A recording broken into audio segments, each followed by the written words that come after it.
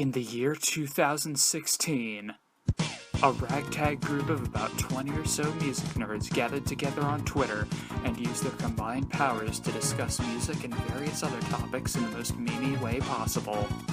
These are their stories.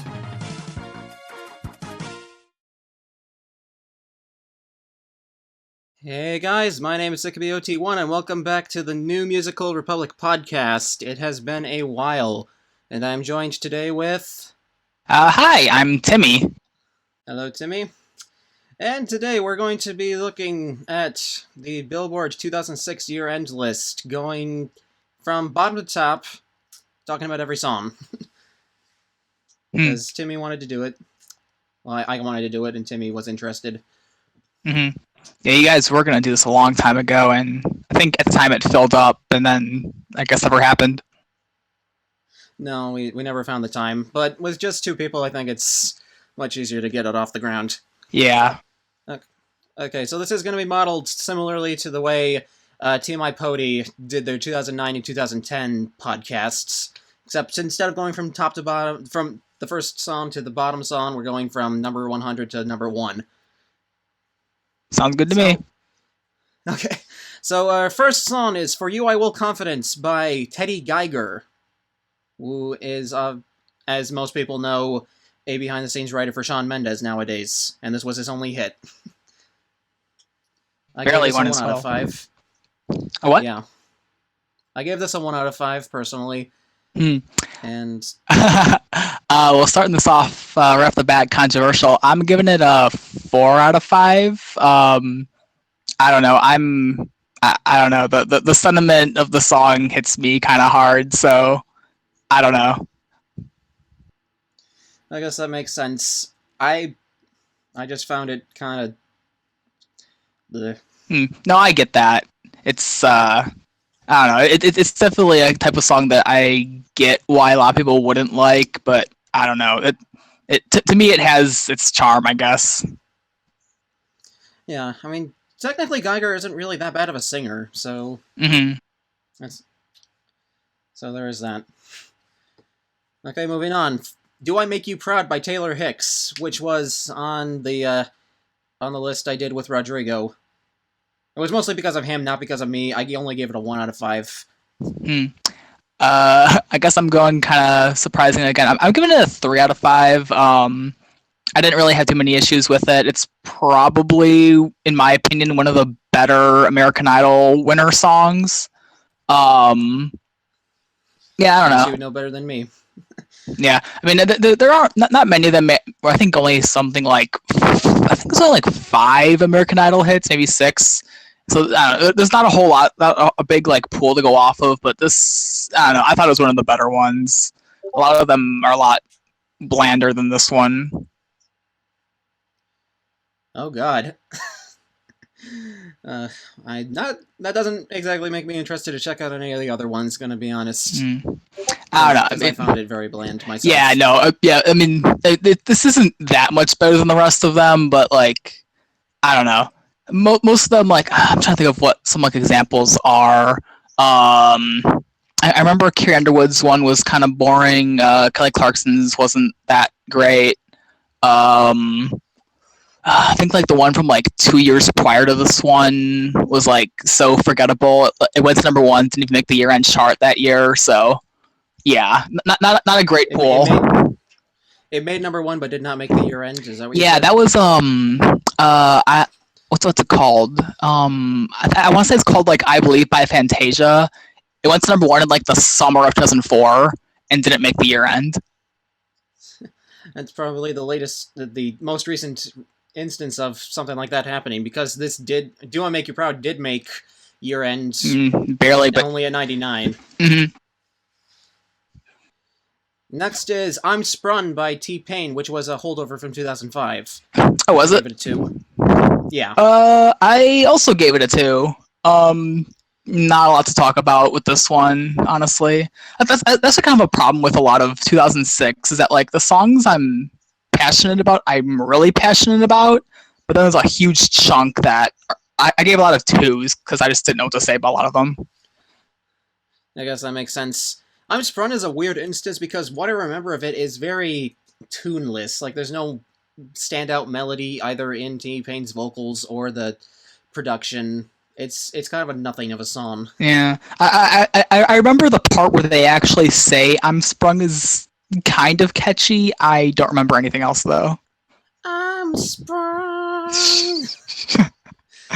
Rodrigo actually had this in his bottom 10, but we disqualified it from the video because it was a holdover from 2005. Oh, really? No, I'll bring it up later, but I know you guys did put in at least one holdover on that list, but we'll get to that later. We put in two. We put in Run It and Photograph, but only because they charted higher in 2006 compared to 2005. Oh, okay, that was your reasoning. Okay, I was actually gonna the one I was thinking of was Photograph, so that's why. Okay. Next is Feel Good Inc. by Gorillaz. 5. Yeah, I don't think this one needs any explaining. It's just awesome. Yeah. Although I like Clint Eastwood more. That's my favorite Gorillaz song. Yeah, I'm like, I know that like this community is like really crazy about Gorillaz. I'm a little more indifferent, but this one works for me. So yeah. I still need to check out their discography. In all honesty. I listened to Demon Days on a request, and that's all I've listened to. I see. Got it. Next is Stupid Girls by Pink, which I gave a 5, and I get why that's a controversial opinion, but I'll get into that a little later. I gave it a 2, but that's because I just didn't really care. Didn't have a whole lot to think about it. I wouldn't say I hate any of Pink's songs. I mean, like the ones I really like, but the ones I don't, I'm just incredibly indifferent on, and I think this might have been one of the first ones where I just really didn't care from her. I see. And I've heard about people not liking the feminist message that's tied into the lyrics, and I get that. I don't really think it's that well executed either. Most of the reason I like this song is because I just love how it sounds. Refresh my memory. What was the message in it that was so debatable? Well, it's a feminist message, first and foremost, and the lyrics go into criticizing stereotypes of girls, like the airheaded, rich girl stereotypes, which she even kind of portrays in the video. So that's alright, I guess. I don't really have any say one way or the other about that. I might be undermining the message a little bit. That's not a battle that I really want to fight right now. Oh yeah, sure. Next is Why You Wanna by T.I., which I gave a 3. I gave it 2, but I don't remember it at all anymore. Yeah. Yeah, it's an okay song, middle of the road. There's not really a lot to talk about. Unless you have something to talk about. Yeah, I really don't. I don't remember it at all. Yeah, I only remember snippets. Uh-huh. Okay, next, number 94, When You're Mad by Neo, which I gave a 3. I also gave this one a 2. I think like Neo had like 3 songs on this year, and I think I gave all of them 2s. I don't know. I never really understood. I never understood the appeal of Neo. Honestly, he just kind of seems. I don't know. He's kind of dull with a. I don't know. Higher pitcher voice. I don't know. I never really got his appeal. And I get that. I think this song in particular is kind of hilarious in concept, because the concept of the song is that he is turned on by his girl being mad at him. Okay. It's just funny to me. And also, later in 2009, he would have a song that's pretty much the exact opposite, where called Mad, where he says that I don't want to go to bed with you mad at me, which... Okay, what are you doing now? Yeah, it's like, well, geez, which one is it? Yeah. Next one, number 93, Love by Keisha Cole. I gave this a 0. Well, you have more to say about than I do then, because I don't remember this one either. You gave it like a 2 then? Yeah, another 2. Yeah. This was a dishonorable mention-ish on the video that I did. The main reason I don't like this song is because Keisha's voice is just so grating to me. She sings high notes, her voice warbles a lot, and the production is just kind of thin, mostly guitar plucks. Okay. It's nothing to do with the message or anything like that. It's just I don't like how it sounds. It's as simple as that. That's justifiable. Yeah. Number 92, Stay Fly by 3-6 Mafia featuring Young Buck and 8-Ball and MJG. Yeah, I don't know any of those people, except for 3-6, of course. I gave this a 2. Not much to say. Yeah. I think it sounds good. Mhm. And I'm not gonna say that the lyrics are very good, because they probably aren't. I just like how it sounds. So yeah. Yeah. Some people get upset about that kind of reasoning, but it's like, yeah, if something sounds good, it sounds good. Not much, can't really do anything about that. Nah. And number 91, Hun Up by Madonna. I gave this a 5, and I really regret not putting it on my best list, actually. I give it a 3. It's all right. I've never been like a big fan of Madonna, but this one's, I don't know, catchy enough, I guess. Yeah, I'm not big on Madonna either, but she has her gems, and I wouldn't have expected this song to be very good, but the synth melody is fantastic. Madonna sounds great on it. Apparently, according to Quentin, it samples an ABBA song, so it has that going for it too. It's just fun, and it's from 2006 Madonna, which still kind of blows my mind. Yeah, it is definitely surprising that she had at least something decent as late as that. Considering that she was in her peak around the 80s, maybe the early 90s. Yeah, I would have thought like her last, like, I don't know, any sort of decent stuff would have been like the very early 90s. Well, what do you know? Number 90, When I'm Gone by Eminem, which I gave a 3. I also gave a 3. I wasn't sure what people thought about this one, but I thought this one was had its charm, I guess. Yeah, it's mostly a very lyrical song about the relationship between Eminem and mostly his daughter, maybe a little bit with Kim. Yeah. And for what it is, it's actually pretty good lyric, pretty good storytelling. But where it kind of lets me down is the production, which is just kind of not very memorable, just kind of plodding along. Eminem's delivery isn't the greatest either. I do like how Haley helped with parts of the video. That actually added a lot, I thought. That's cool. And that's really all I have to say, I guess. Yeah, same. Number 89, Pump It by the Black Eyed Peas. 4. 4, yeah. This one is just fun. This was probably like the first Black Eyed Peas song I really liked. Yeah, it's mostly because of the Dick Dale sample, though.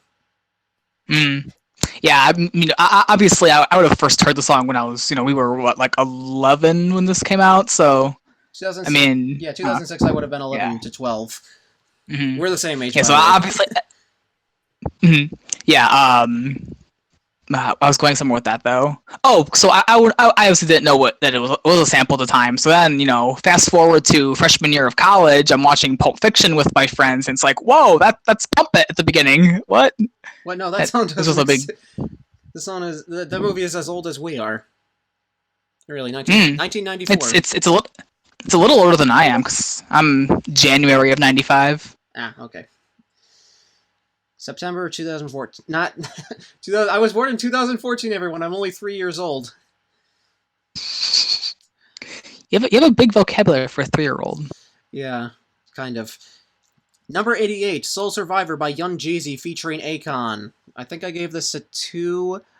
Yeah, I gave it a 2. I did as well. I don't remember it. I swear, every single 2, like, with a few exceptions, every 2 I gave, I don't remember it anymore. There's not really a lot to the song. I think it's supposed to be some sort of I'm a thug on the streets kind of song. Young Jeezy's not really that memorable. I guess Akon's chorus isn't terrible, but there's not really anything bringing me back to this song. Right. Alright. Number 87, Waiting on the World to Change by John Mayer. And I gave this a 1. I actually used to like this song, but then I realized that the lyrics are just stupid. Yeah, I actually do still like it. I gave it a 4. I don't know. I'm kind of a John Mayer apologist, so There's nothing wrong with that. I don't know. There are actually a couple John Mayer songs that play at work, and neither of them are really that bad. Yeah, I mean, I don't know. I think he hits more than he misses for me, at least. This one was, for me, it worked. It is one of his more upbeat songs. I think this one played in what movie was it now? I think this one played in like Evan Almighty or something. I just remember that. That's a weird movie to remember that from. Yeah, I don't know. It's like while they're building the Ark or something, the song plays. I guess it almost fits. I don't know. I can see where it would fit. I've never seen Evan Almighty or even Bruce Almighty before, but I can see that. Bruce Almighty is the better one. That is the one that more people remember, even though Steve Carell is... I like Steve Carell. Yeah, Steve Carell is Evan. Jim Carrey is Bruce. Yeah, I know. Oh, okay. For a second, I thought you said you had it mixed up. No, anyway, sorry. Moving on. Number 86, Say Goodbye by Chris Brown. 1 out of 5. I gave a 2. I think I gave most of Chris Brown's songs a 2, except for like maybe one exception, maybe? I don't remember. I guess we'll get to that later on. Mm-hmm. I don't really like this song. Chris Brown is kind of whiny. He's whiny on a lot of his early material, actually, and yeah. And the concept of this song feels so weightless. He's trying to break up with a girl, and he's trying to make it seem like it's some sort of... It's really important that he has to do it, and from what I remember, there's nothing in the lyrics that really back that up, and as such, it just seems melodramatic for the sake of being melodramatic. Yeah, I get that. Yeah. So are we done there? Yeah, I think so. I didn't have anything to add to that one. Gotcha. Number 85, I Think They Like Me by Dem Franchise Boys featuring Jermaine Dupri, Da Brat, and Bow Wow. I gave this a 0. Oh, wow. Bow Wow? Oh, jeez. Bow Wow was on the song. And you didn't even know it. All of my knowledge of Bow Wow comes from a... did you ever see that one, like, Campbell's soup commercial where, like, he's, like, shooting hoops and this guy comes by and, like, offers him some? And then, like, they have some of the soup and then they want, like, the rest of it is on it for both of them, so they have to, like, play each other for it. I don't know. It was a dumb commercial. But that's all I know Bow Wow for. This kind of does sound like something I remember, yeah. Anyway, the song I gave a 1 out of 5. It's really annoying. Yeah. And we're done there. Yeah. No, I had more to say about the commercial than the song, so moving on. Yeah. Number 84, Beep by Pussycat Dolls featuring Will I Am. I gave this a 0 out of 5. I guess a 1. I think I should have given it a 0. Those beeps get really annoying really fast. Yeah, if the worst video was entirely up to me, this would have been on the list. Though Rodrigo didn't hate it enough to make the cut. I think the concept is stupid. You're gonna say all these rude things and we're saying all these naughty things, but we're not actually saying them, so you can play this song on the radio. Also the beeps are very annoying. Honestly, it would be funnier if there was an uncensored version and none of the beeps were actual swears. It was just really general things. that would have been funny. Yeah, and then the members would be saying, "What? I didn't even say anything bad." Yeah, that's actually that would actually be a way better song, even if it had the same beat. Number 83, You and Me, My Lifehouse. 5. I gave this a 4, but apparently a lot of people don't really like this song, and I guess I get that, but... It makes me sad, because I really love this song. Okay, so I guess background for me, I guess I grew up listening to pretty much only Christian radio, right? But Lifehouse was one of the bands that they would play on Christian radio, so I heard this song all the time. And then there was one time when I was watching Nickelodeon, and there was an advertisement for one of the later episodes of Zoe 101, and they're playing "You and Me" by Lifehouse, and I'm just like, what? They're playing a Christian song on Nickelodeon? I learned later it wasn't, but that was like a big that was like the first real moment where I'm like, wait, there can be like crossover songs between Christian radio and regular radio, like. We'll get to a couple other songs that did that, but it's like Floodbusters. Yeah, this was. Well, yeah, that was the other way around, but yeah, same idea. And yeah, like I said, there's at least 2 other songs on this year end that did that as well, and we'll get to those. But yeah, so that was one of my first exposures to Christian regular radio crossover stuff. It was really weird. That's interesting. But anyway, yeah, the song, I really love the song. I don't know. I'm a sucker for simple love songs like this that sound sweet. I don't know. Yeah, it sounds nice. It's kind of an adult alternative radio staple, and I got nothing wrong with that. Yeah, adult alternative is a genre that I think has actually really grown on me. Especially like recently, when I listened to like the entire Goo Goo Dolls discography, it's a genre I can decidedly say I love now. Nice. All right, number 82, "Hate Me" by Blue October. I gave it a 4. I also gave it a 4. I think I initially expected to not like it, but it grew on me very quickly. I don't know, something about the sentiment of it. It's a very depressing song that I guess hit me really hard. Yeah, it definitely hit me kind of hard too. I put it in the same camp as other bands like Shinedown, or what are some other recent new metal crossover? You know, that kind of sound. I don't know, Finger 11 maybe? Oh, yeah, that was a couple years after this. Yeah, Paralyzer, that would definitely work.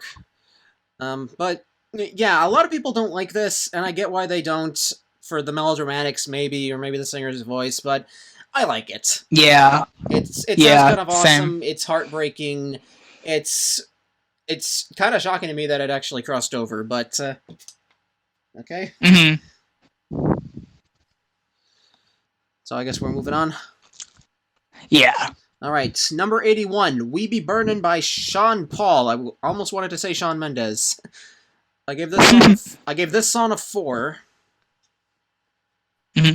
I gave it a 3. The 3 is more out of my just indifference to Sean Paul. I mean, on most objective standards, the song is pretty good. It sounds nice, and I don't know, it's got a lot of energy. It's just, I don't know, Sean Paul just always seemed kind of meh to me. I get that. The song is a little derivative compared to the other songs that he had this year, at least in my opinion. Yeah, I mean, we'll get to Temperature at number 2, but this is almost the exact same song. Yeah, that actually is something I kind of agree with. Number 80, "Get Up" by Ciara featuring Chameleonaire, which I gave a 1. Ooh. I gave it a 2. I'm more just surprised that Chameleonaire actually made it onto the year-end twice. Yeah, because he's usually touted as a one-hit wonder, but then again, I don't think that many people really remember this song. Mm-hmm. I've always wondered how the one-hit wonder metric works when your other hit is a feature. Like, I know a lot of people who still consider a lot of people will call Carly Rae Jepsen a one-hit wonder, even though "Good Time" was a second hit that same year. Yeah, I don't know. There's something I always think about. She's definitely not a one-hit wonder in our circle. That's for sure. Oh no, yeah. In our circles, she has 10 hits or something. Even though she only had one charting single in 2015, and that was "I Really, Really Like You." Oh yeah, that did chart. I forgot about that. That song's alright. Anyway, "Get Up." And I mostly just find this very thin. Ciara's performance is thin. Chameleonaire's verse isn't that memorable. I don't really like Ciara. I'm surprised how few songs I've heard from her that I actually like. Like 2013's "Body Party," I don't like that song either. Yeah, I don't either. I think I want to say "Body Party" was the first song I like actually know of as her song. I mean, I've heard other songs of hers since then, and yeah, I'm the same. I don't think I really liked anything of hers that I've heard. Yeah, I probably have, but I just don't really remember it that well. Hmm. Anyway, number 79, Showstopper by Danny Kane featuring Young Jock. I gave this a 0. It topped the list I did with Rodrigo, obviously. Oh, right, the song. Okay. I couldn't remember the name of the song at this very moment, but yeah, this song I remember being. Yeah, I gave this a 1. It's pretty bad. I probably should have given it a 0. I think I only gave like 2 or 3 zeros on this whole thing. But yeah, this one was really annoying. I really admire your optimism sometimes, how you give so few zeros. Mm, Yeah. Really, I do. yeah. But most of the problems I have with the song I talked about in the video. The production is so tense and blood pumping. No, what's the word? It does something to my blood, and the performance. Boiling. Yeah. Oh yeah. Blood boiling. It gives my blood boiling. The performances from the members of Danny Kane range from being just obnoxious to thin. This is a song where they all go like, right? Is that what I'm thinking of? Yeah, something like that. Yeah, okay. And some of them are singing, some of them are kind of rapping. Young Jock is there for some reason. Yeah, whoever that is, because I don't know. He's been on a few songs. I still don't know who he is though. Yeah, he has no personality. That's what I get from him. Yeah. Number 78, Jesus Take the Wheel by Carrie Underwood. Is this one of those Christian songs you heard on the radio on this list?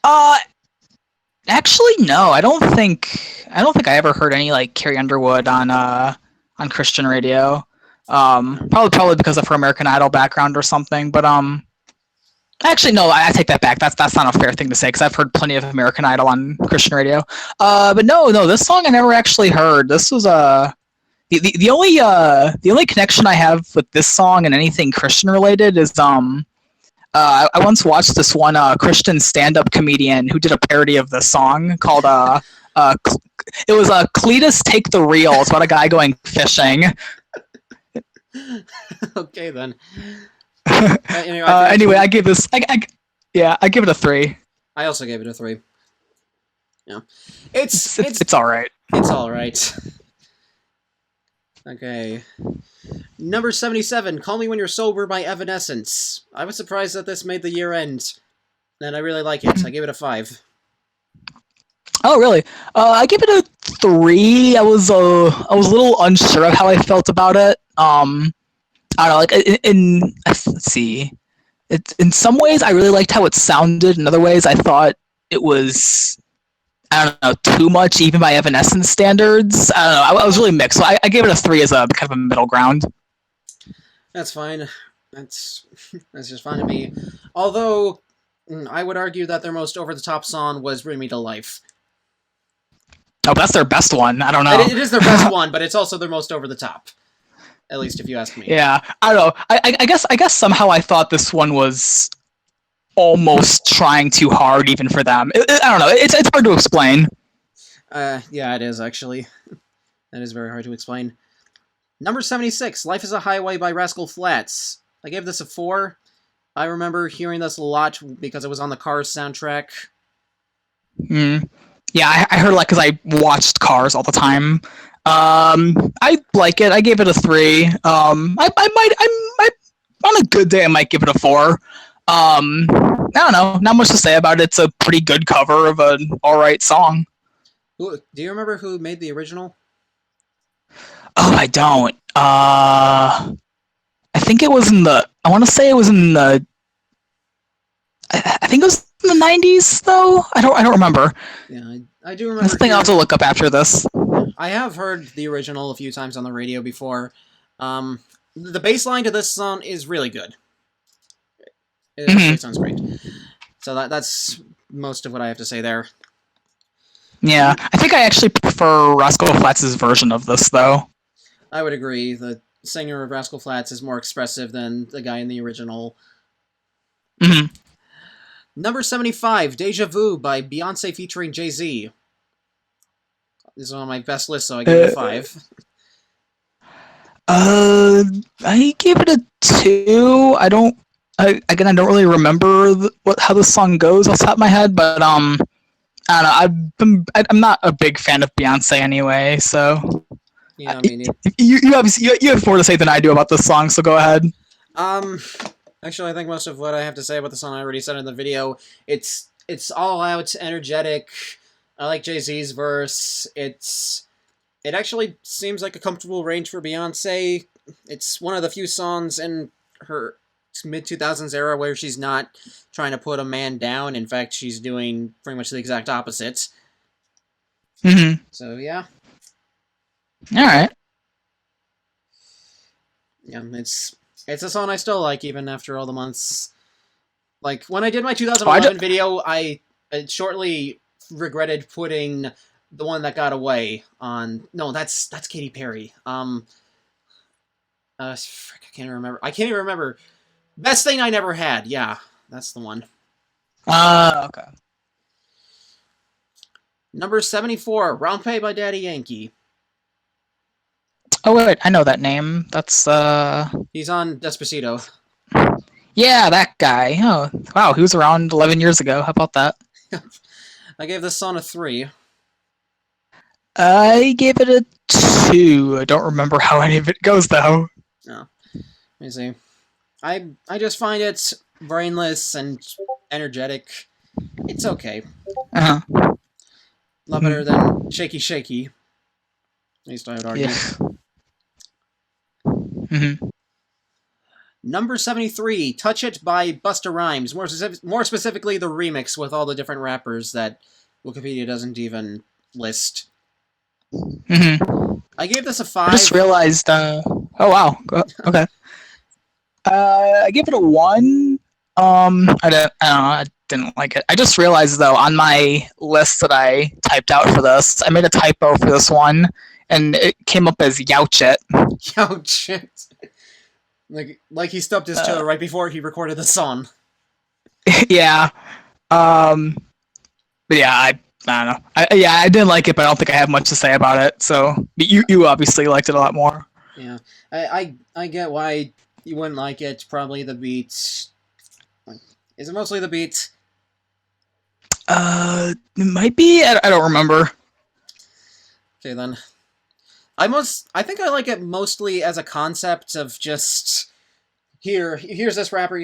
They're gonna give a short verse. First half is going to be kind of mellow. Second half is going to be more expressive.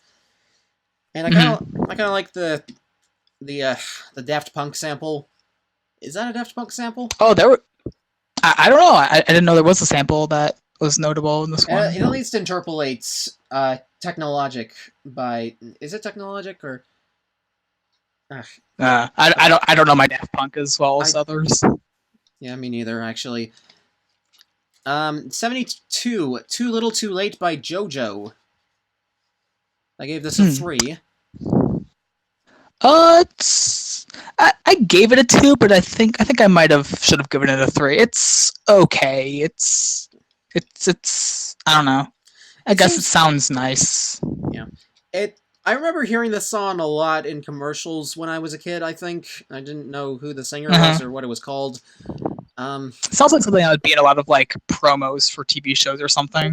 Especially those marketed at teens, I would expect. Yeah. Well, yeah, it's fine. It's fine. JoJo is obviously talented. I would say. Number 71, Who Says You Can't Go Home by Bon Jovi featuring Jennifer Nettles. Honestly, it shocked me that Bon Jovi could have a hit in the 2000s. And I gave this a 2. Let's see. I gave this I gave it a 3. I liked it. It was, I don't know. It was kind of interesting seeing an old rock band doing kind of a country-ish song, and I think they did okay with it. I think the original was actually more strictly rock, but they redid it with Jennifer Nettles and made it country because Jennifer Nettles, she's with Sugarland. Okay. Oh, I thought you were singing "Stuck Like Glue." No. But yeah, that. Thank you for reminding me of that. Sorry. There's nothing really that bad about this, and I just, Yeah. That's number 70. I Know You See It by Young Jock. This one is infamous for the chewing on that like a piece of bubblegum line. Oh, this song, yeah. 0. Apparently I gave it a 2. Don't remember why. Probably should have been like a 1. Yeah, not good. Yeah. Very of its time. Young Jock sucks. Yeah. And that's all there really is to it. Mm-hmm.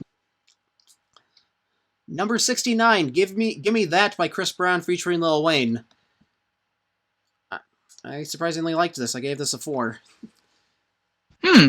Not much to say from me. Just gave it a 2. I don't know.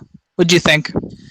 Well, it's surprisingly, who produced this?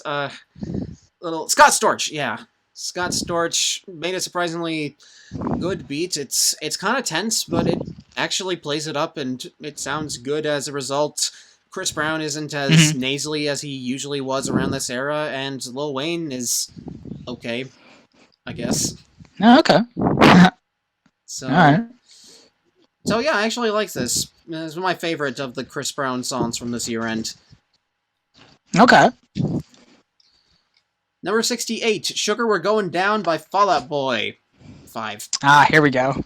Yeah, 5. I go back and forth between this and Dance Dance is my favorite of their songs, so I really love this one. I don't know, it's just... I'm not even sure why I love it so much, I just sort of do. It's got that, I don't know, just great energy to it. Great energy, a lot of quotable lines. Kind of, or lack thereof, because it's so like hard to tell what they're actually saying. I guess so. Have you ever seen the one the one YouTube video where it's a Fall Out Boy lyric video for the song and like it's just a bunch of gibberish? Or it's all like we're going da da and a lulu do ra. It's great stuff. That sounds awesome. Yeah. I think in when Todd did his review of Uma Thurman, I think he included a clip from it. It's great. Okay. Yeah, that's I will believe it because that is definitely a very Fall Out Boy thing to do. Well, it wasn't official. It was fan made, but right. Yeah, it was just great because I remember it took me years to actually learn what the lyrics were to this song. The not your bedpost line. Yeah. Oh yeah, right. No. My favorite. This is what I actually tweeted not too long ago. Was the don't mind me. I'm watching YouTube from the closet. Always sounded like YouTube to me. The one line. Don't mind me. I'm watching YouTube from the closet. I always heard that line as YouTube. That is weird. Because YouTube was barely a thing when the song was made, actually. Yeah, it might not have been quite yet. It was like probably right around that time. Because I mean, the album came out in 2005, so yeah, somewhere around there, yeah. Yeah. Anyway, number 67, One Wish by Ray J. I gave this a 1. I think I should have given it a 0 because Ray J does not have a good voice. Yeah, I know Ray J for 2 things. One is Kim Kardashian. The other one is I think he was one of the kids in Mars Attacks. Mars Attacks. I've never heard of that actually. Mars Attacks, the Tim Burton movie. It's the one where Martians come down and kill everybody. I don't know. It's supposed to be a comedy, but when I saw it as a kid, it terrified me. It sounds like it could be some sort of parody of War of the Worlds. Kind of. I don't know. It's really weird because it came out the same year as Independence Day, so it almost feels like a parody of that, even though it couldn't have been. It's that kind of story, maybe. Yeah. Anyway, we barely talked about the song that we're actually supposed to be talking about. Yeah. The song, the 2 out of 5, I guess, for me. I don't know. It's so thin. It is so Yeah. thin. Number 66, Smack That by Akon featuring Eminem. I think I gave this a 2. Yeah, I give it a 2. I also gave it a 2. I don't know. I was really conflicted on how to feel about this one. I feel like I should hate it, but I still think it kind of sounds good. I don't know. So this is kind of like what was the song I gave a 3 that I compromised on? Anyway, I did the same thing with this one, gave it a 2. So I don't know. I almost want to like this song more, not just because of Eminem. His verse is actually middling, not really that interesting, but it does sound decent, and Akon is using his middle range, which is kind of rare for him. So but when I try to listen to it, it just feels underwhelming, and I almost wish I liked it more, as weird as that may sound. No, sure, yeah. One thing I want out of this song is I really want someone to make a parody of it called Snapchat, and no one has done it yet. I need it in my life. Okay. Someday, yeah. Someday. Yeah. Number 65, Chain Hang Low by Jibs. 0. Ugh. Yeah, 0. I don't know if this is controversial to say, but I've never liked Jay-Z's version of Hard Knock Life, kind of for the same reason I don't like this song, is I don't like when people take kids' songs and do stuff like this. It's just, it just always makes me feel uncomfortable. And I don't know, it's always just so stupid to me. I hate it. It's incredibly gimmicky. The concept is non-existent. Jibs is not a very interesting rapper. And I'm surprised this was his only hit. He needed a gimmick to get noticed, and then nobody cared about him afterwards. Although apparently he is releasing a second album this year. We'll see how that goes. Oh, is he really? Yep, I mentioned that in the video. But yeah. Oh, wow. I think the title is 10 years later or something like that. So yeah. At least he's honest. He hasn't released anything since this song, essentially. Alright, number 6. It'd be kind of funny if he just came back and it'd be really funny if he just came back and was actually like really good or something. Kind of like Mike Posner or even Cole Swindle. Number 64, Bossy by Khalees featuring Too Short. I gave this a 0, obviously. Yeah, I gave it a 1 because I was weirdly kind of stingy with my zeros, but yeah, I gave this one a 1. It's just annoying. I hate it. Yeah. Yeah. Bad instrumentation and production. It's so plucky and irritating. Khalees is also very irritating. Like, she was a little irritating on Milkshake, but on this she is just going. Oh, that's being generous. She was super annoying on Milkshake. But she just cranks it up with this, and the entire song is, of course, about being annoying, bossy. So what? You're still probably going to make a bad song unless you have some self-awareness about it. Number 63, Pulling Me Back by Chingy featuring Tyrese. This guy stuck around, didn't he? Tyrese, you mean? Or no, Chingy. I mean, I think what? Because he had a few hits in this era. Because he had Right There, he had One Call Away. He might have had some other stuff, but I'm not really that familiar with. Yeah, that's at least 3, which is 2 more than I would have expected. Yeah, I give this a 2. Don't really care. Yeah, exactly the same for me. Gave it a 2. Don't really care. Like, I think I remember a bit of Tyrese's chorus, but that's about it. Yeah, same. Number 2, Shake That by Eminem featuring Nate Dogg. I gave this a 0. This was my least favorite song on this list. And for very abstract reasons. I think it sounds good. I think Nate Dogg sounds good on it.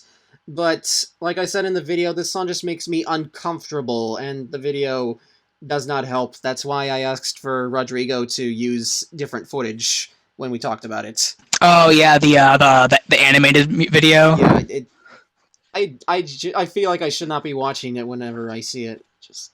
Mm-hmm. Yeah, no. I gave it a 1. I think my reasons are pretty much the same as yours, though. Yeah, like it's just uncomfortable and just lyrically just unpleasant, and music-wise, it sounds all right, I guess, though, which is why I guess saved it from a 0 for me. But yeah, still pretty bad. Although I do appreciate that it spawned the "you reposted in the wrong neighborhood" meme thing. I don't know if you feel the same. Oh, did it really? Yeah. The 3 to the 1 to the 1 to the 3. That's from that song. That's from this song, and okay. that's kind of catchy. Number 61, "My Love" by Justin Timberlake featuring T.I. And this was my favorite song of the year. Mm-hmm. They're right next to each other. 5. Mm-hmm. I gave this a 3. I feel like this is one song that I wish I liked more than I did.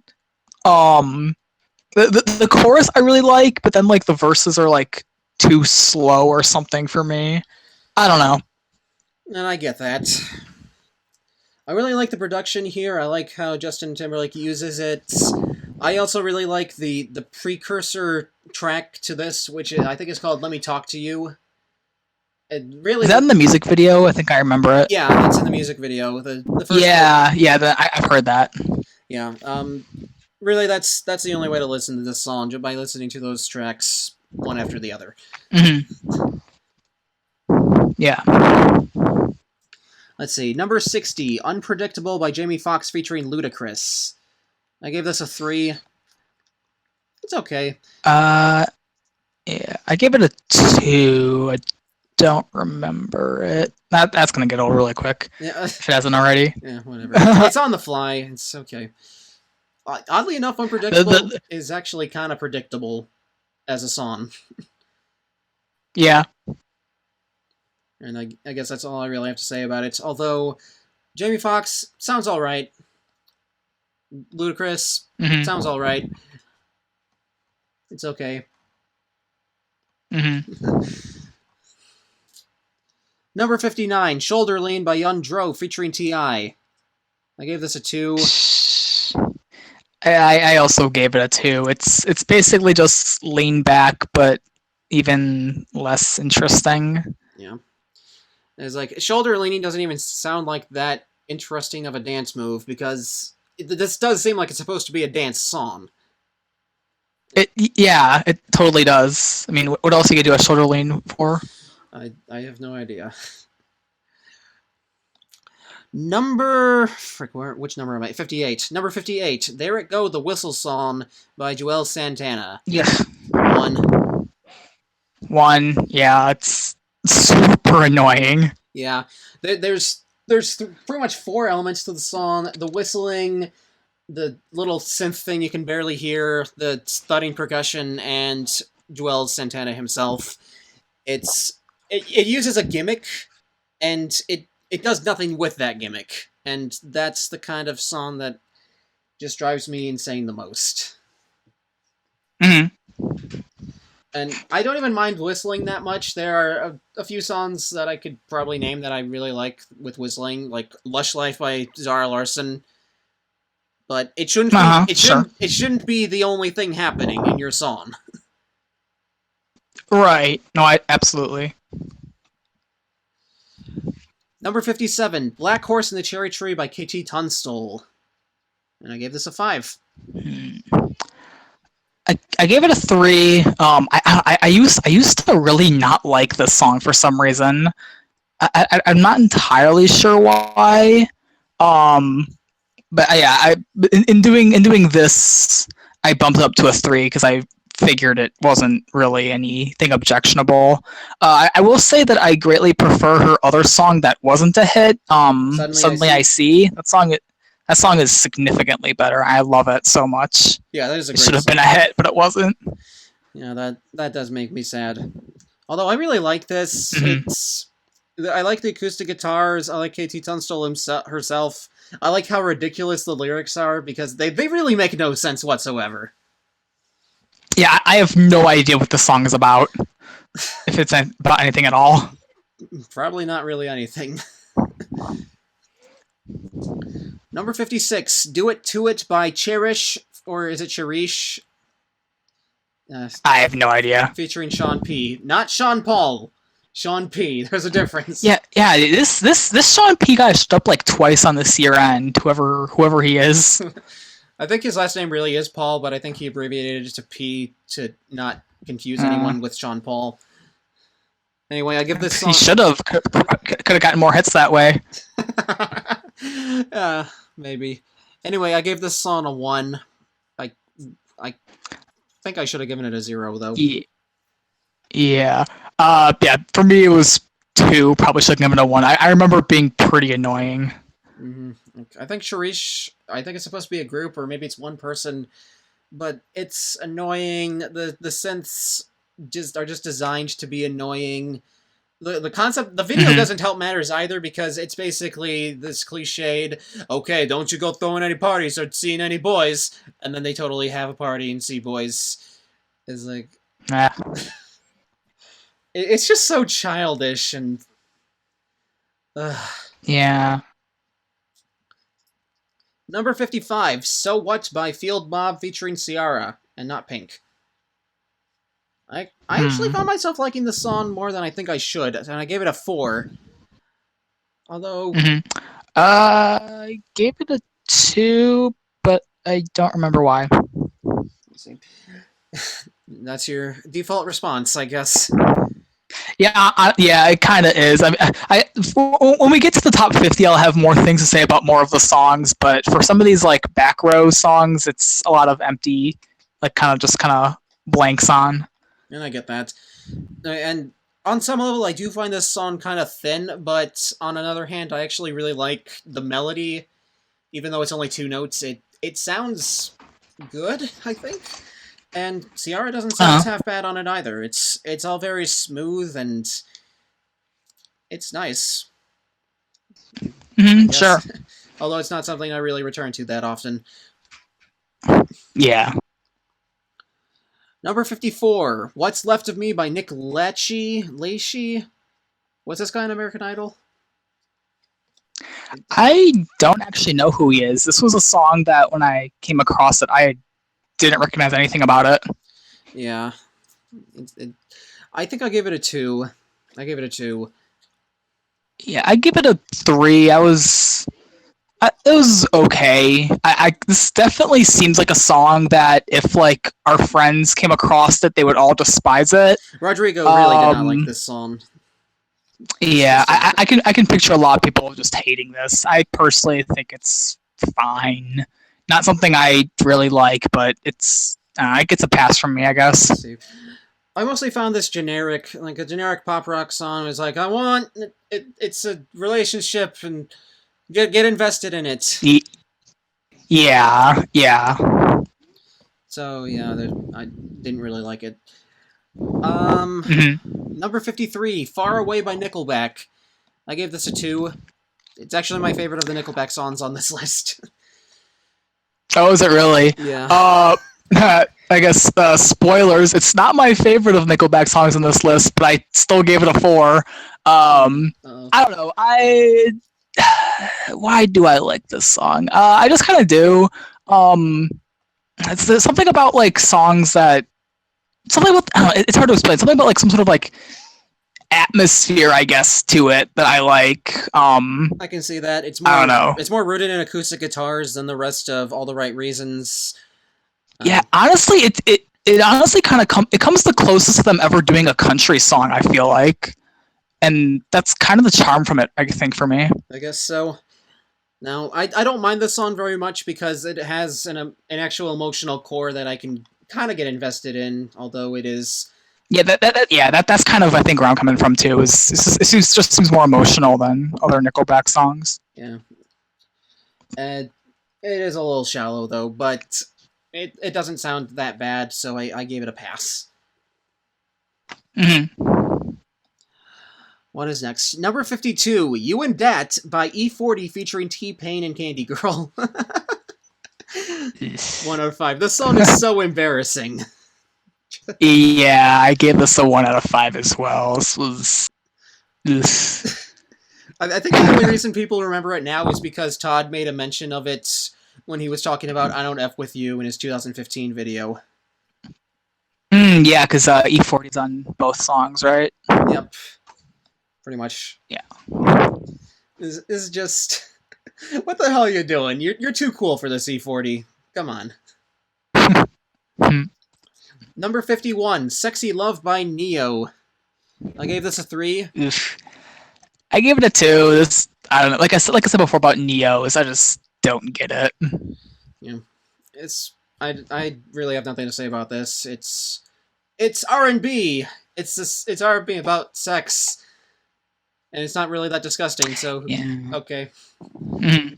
Yeah, R&B in general is a hard genre for me to talk about. Like, with a few exceptions, most of it just kind of feels bland to me. Yeah. Unless it goes all out with, like, electric guitars and really emotional performances. I don't know. Yeah. Mm-hmm. Number 50, Don't Forget About Us by Mariah Carey. I believe I gave it a 4, but I don't really remember anything about it. I probably should have given it a 3. I gave it a 3. Let's see. I'm looking at a few months ago. I ranked all of Mariah's number ones. I put this at right in the middle at number 9. So it's all right. I think I like it more than We Belong Together, which was the big number 1 the previous year.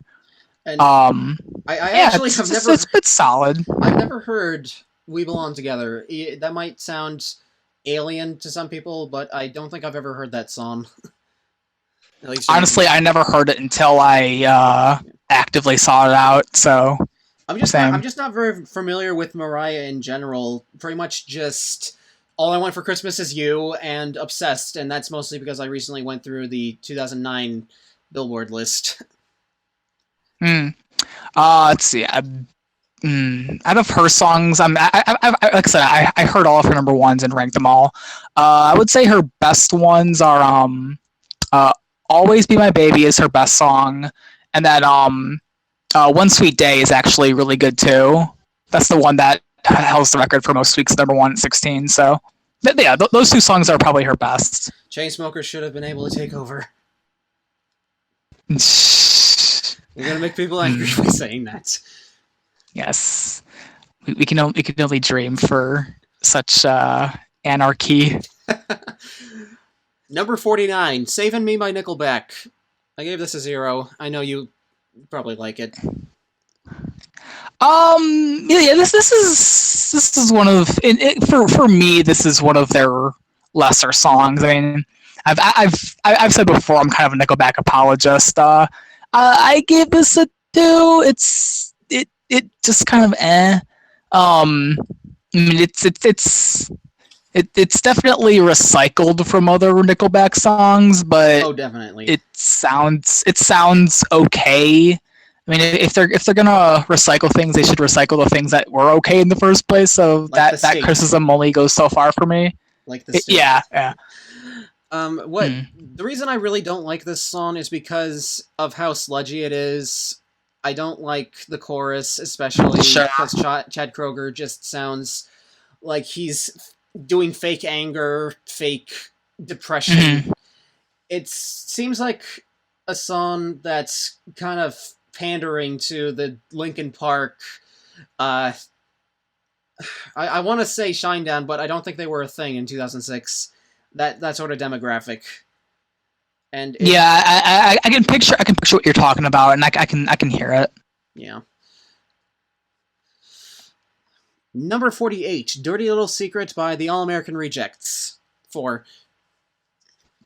5. I love this song. I love All American Rejects. Their first album is one of my top 10 all time favorites, and I re-listened to Move Along, the album, last night, and it's even better than I remember it. So yeah, and this song in particular is just extremely upbeat, and I just love it a lot. Nice. Yeah. I consider this a bit of a lesser version of Move Along, but it is still pretty great. Hmm. Okay, maybe that was a bad comparison because they're not really that similar, but I was gonna say they're very different songs. Yeah, I don't know. there's not All as American much. Rejects has. I'm trying to think what. The Real Secret is a bit more guitar heavy than Move Along was. Yeah, definitely. Whereas Move Along is more in the drums, I think.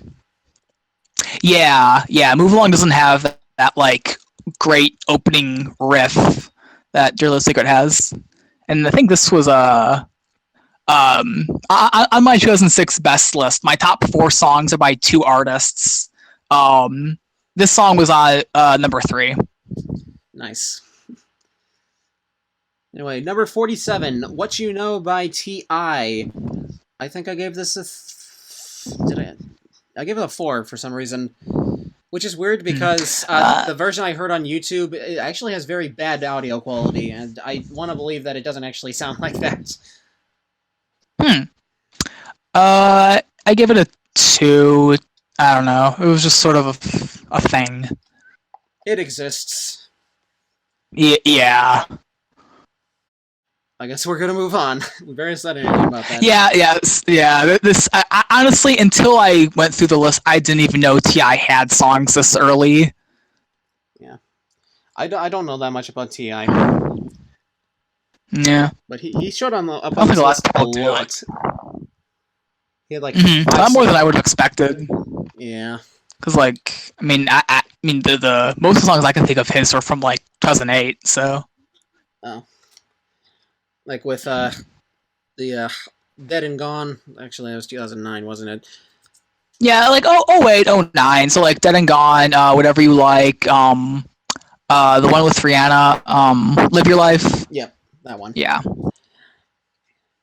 Number 46, Laffy Taffy by D4L. 0.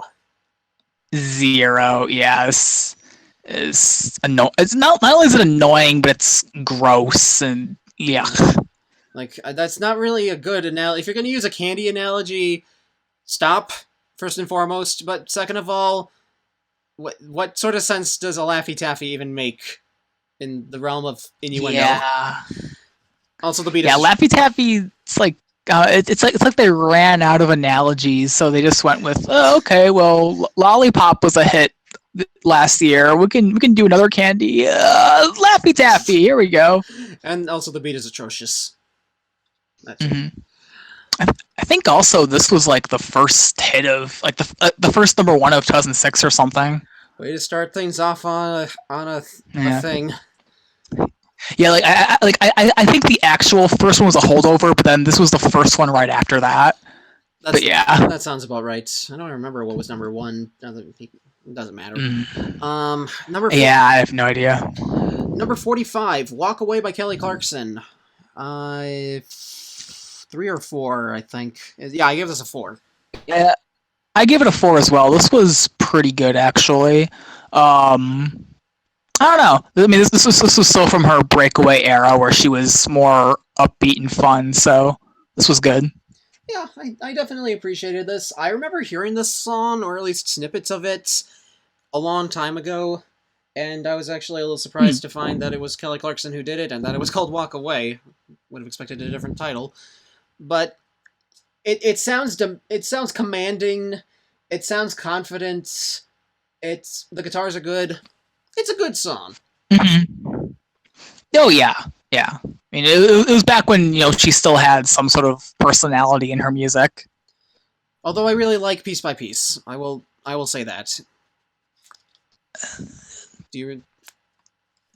I think I remember that one. I think I remember that one was okay. Yeah. But yeah. Number 44, Yo, Excuse Me Miss by Chris Brown. I just gave this a 2. Yeah, I did as well. This one I really don't remember. Yeah. Huh. And it's a standard R&B song. It's like you're pretty. Yeah. I like you. let's do something together. And this was before Chris Brown was more explicit with his music. Thank God. Thank God. Yeah. And it's not really that interesting. I don't really care. Yeah, that's kind of the same thing where I just don't really care. Right. Number 43, Where'd You Go by Fort Minor featuring Hollybrook and Jonah Matranga. Now, Hollybrook is now known as Skylar Grey, just for anybody. That's who Hollybrook. I did not know that. Yep. I gave this a 3. I did as well. This one kind of surprised me a little bit. This one was nice. I kind of dug it. It's pleasant and all. The sentiment of the lyrics is basically, I miss you because you have to work so much, and I feel like we don't have that strong a relationship. But I think where it falters a little bit is that it places a little too much blame on the significant other, and it doesn't really take other factors into account, like a boss that forces him to stay overtime or anything like that. We don't really get that many details regarding that, and that's where I think it kind of is held back a little bit. Mm-hmm. Do you have anything else to say? No, I mean, this one I didn't even know existed until I got to the list, so this one was kind of a newfound surprise for me. Gotcha. And also Fort Minor, that's the side project from Mike Shidona of Linkin Park. Should also point that out. See? I'm gonna have to come back to this then, because there's all sorts of interesting things about this one. Yeah. Like with like side projects and one of the guys changing their name. Number 42, My Humps by the Black Eyed Peas. 0. Yeah. I don't know. I mean, I got too stingy. This should have been a 0 for me. I give it a 1. But no, just awful. I hate this song. Yeah, like Fergie is obnoxious. The entire concept of the song just makes me sick to my stomach. It's one of the Black Eyed Peas' worst songs. Yeah. It is the worst one for me. Like, I've seen other people claim other songs are worse. I'm like, did you just forget how bad this one really is? Like, just no way. Meanwhile, people giving special attention to Dirty Bit, which, I mean, it's not that good, but the worst thing they've made? Hell no. Yeah, I've never thought Dirty Bit was that bad. Like, I've seen people say Dirty Bit is worse than, like, My Humps, and I'm just like, how? Have you heard My Humps since it came out? Yeah, exactly. That's exactly how I feel, actually. Yeah. We're agreeing too much. We have to be at each other's throats more. No, I'm not. Well, let's see. We're 1, 2, 3, 4 songs away from that, maybe? Anyway. Okay. Number 41, I'm in Love with a Stripper by T-Pain featuring Mike Jones, which is... I give it a 2. It's a stupid... I gave it a 1. It's a stupid song. Yeah. I probably should have been a little more generous to it just because it's kind of a novelty of a song, but it's still kind of annoying. Yeah. It's... I don't really want to re-listen to it or talk about it. Yeah. So we're going to move on. Number 40, Stick With You by... Oh, sorry. Were you going to say something? No, I was done. Oh, okay. I thought you were licking your lips. Number 40, Stick With You by Pussycat Dolls, which I gave this a 2. I also gave it a 2. The Pussycat Dolls are just bland. They're the original Fifth Harmony, except they didn't have a Camila in their group. I would consider that a positive. But I'm not. No, it's not. Camila's the best one. Fight me. Okay. We can talk about that later. Anyway, Stick With You. Pussycat Dolls had 3 hits on this list. We already talked about Beep. This was the least offensive to me because it was down tempo. It was more romantic. So I don't really have any ill will towards it that I do for Beep and yeah. Buttons. Same. Okay, let's see. Number 39, Because of You by Kelly Clarkson, which I gave a 3. I also gave it a 3. I want to say this was also on Breakaway, but it was probably the weakest of her singles from that one. But it's still okay. It's a ballad. Yeah. Ballad out of 5. I mean, exactly.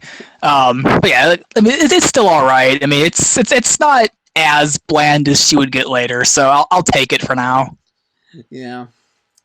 And then just forget about Kelly Clarkson altogether. Okay, maybe not that far, because she does have some good songs. And here it is, number 38, Photograph by Nickelback. Oh, Photograph. I gave this a 0. I know you gave it at least a 4. Yeah, I gave it a 4. This is the big song I'm a big apologist for.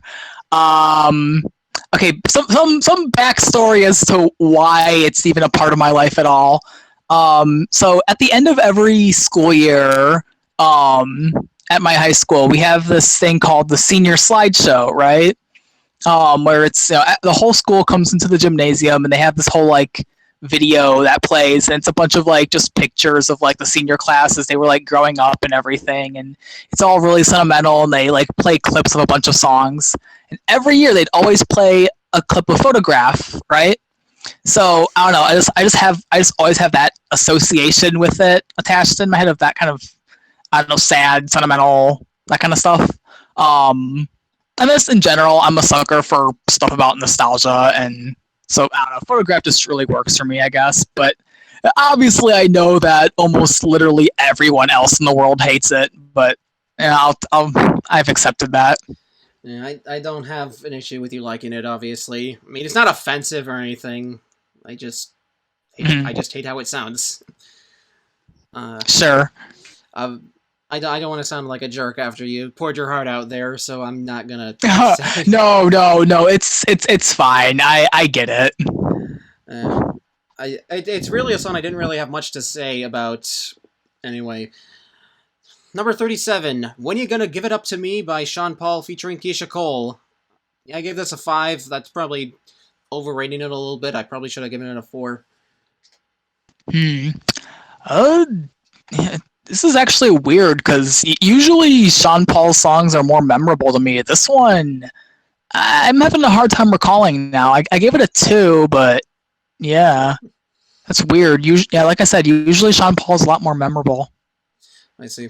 Anyway, this was a soundtrack. You have more to say about it, I guess. Not really. Oh, was it? Yeah, not really. This was a soundtrack song. I think it was for "Step Up to the Streets." I think a couple of the songs on this list were as well, like "Say Goodbye." I think that was also on the soundtrack for some reason. Is just upbeat and fun. It's a dance song. Yeah, okay. Yeah. Number 36, "Miss New Booty" by Bubba Sparxxx featuring Yin Yang Twins, and I gave this a 1. I also gave it a 1. This is another one of those. A lot of songs I hated from this year were the ones that were really annoying, and this one is definitely no exception. This one has all sorts of weird noises going on. Yeah, it's mimetic, I guess, like the booty rocking everywhere. I've seen that in quite a few videos as a joke. Yeah. But it's obnoxious. I don't even remember the Yin Yang Twins parts of it. I have no idea what the Yin Yang Twins even sound like. I mean, they did the whisper. I've heard. I've heard. I've heard like Get Low a million times, and I still can't tell you what they sound like on that song. Yeah, it's if you have a song about butts, you need to be insanely charismatic in order to carry it, and I'm not getting that from Bubba Sparxxx in this song. Apparently, he's better than this usually. From what I've heard, but not here. Number 35, "Moneymaker" by Ludacris featuring Pharrell. I give this a 4 out of 5. I did not know if I should like it or not. I'm not entirely sure about this one. This one's weird for me. Like even now, like I did give it a 1, but I don't know if I should have. I don't know. I really don't know what I think about this one. So I'll let you go. Okay. From what I remember, I actually really like the melody. It's tight. It's Pharrell rides it pretty great. Although Ludacris does step into corniness from time to time, like rhyming genius with, you know. Mm-hmm. I remember enjoying this one. I guess. But I don't have much to say about it. Number 30. Yeah. Okay, number 34, Gold Digger by Kanye West featuring Jamie Foxx. 5 out of 5. I gave it a 3. You I don't know. Yeah, I'm not as crazy about Kanye as I know a lot of people in our circles are.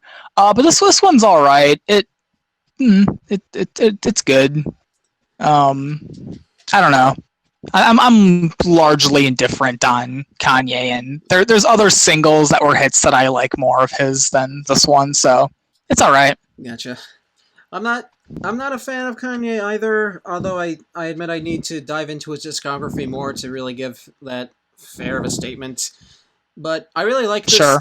I really like this song because production to me is just legendary. Jamie Foxx's backing vocals throughout, they sound incredible, and Kanye's kind of funny on this, if I'm being honest, even though he's clearly worried about some gold digger girl who's going to take advantage of him for child support, or... Yeah. It's... This is, I don't know. It's interesting to look at this one in retrospect, because, I mean, you know, he's doing okay for himself. Yep, the Kanye guy, he's really coming up in the world. Yeah, and it probably helps that he ended up with someone who's also really rich, so he doesn't need to worry about that. Yeah. Like, I don't really like Kim Kardashian, but if she makes Kanye happy, whatever, that's not bothering me. Yeah, sure. I really actually admire that they're still together after all these years. Yeah, I mean, it's been like almost 5 years now since, I don't know. Yeah. Okay. Anyway, number 33, Dance Dance by Fall Out Boy. 5. Yeah. Yeah. Like I said before, I go back and forth between this one and Sugar We're Going Down. So, and this one is this. I think this might have been the first epic-ish Fall Out Boy song, which that's my favorite version of Fall Out Boy, is when they're really epic sounding. So I really love this one. Yeah, and I remember hearing, I think I told this on in my best video. I remember hearing this song at a middle school dance, and then I got the name of the song from the DJ, and then as soon as I could, I bought it off of iTunes, and I have not regretted that since.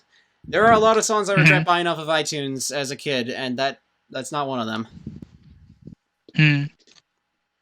Yeah, I don't really know if I have any like real stories with this one. This one, I don't think I even discovered this song until much later. But no, once I did finally discover it, it grew on me pretty quick. So yeah. I love it now. Epic bass line, great drums, and and just some of Patrick Stump's best delivery, if I'm being honest. Yeah. Oh yeah, like this, he's all across the range in this song with his voice. So yeah, it's a lot of fun. Number 32, Ain't No Other Man by Christina Aguilera. I gave this a 5 because it was on my list. I probably should have rated it higher. I gave it a 3, but honestly, I think this is like, this seems to be like what Christina's comfort zone should be with doing songs. Kind of these like almost retro-ish sounding. I don't know. It just seemed to really fit her really well. So I liked it. Yeah, it's upbeat, it's kind of classy, and Christina doesn't sound like she's trying too hard. Like, it's a natural fit for her, which is something that she sometimes will try too hard sometimes to belt, to stand out. I don't feel that here. She actually sounds like she's in charge here. Exactly. Number 31, Every Time We Touch by Cascada. gave this a 3. It's kind of a funny song because it's a Eurodance crossover, which is incredibly rare, Right. and it's just pure sugar to me. Oh yeah. So I like it. But Yeah, I also gave it a 3. Sorry, go ahead. no, I wasn't going to say anything. Sorry. Okay. But yeah. I also gave it a 3. It's just super catchy, and I feel like it's one of the more.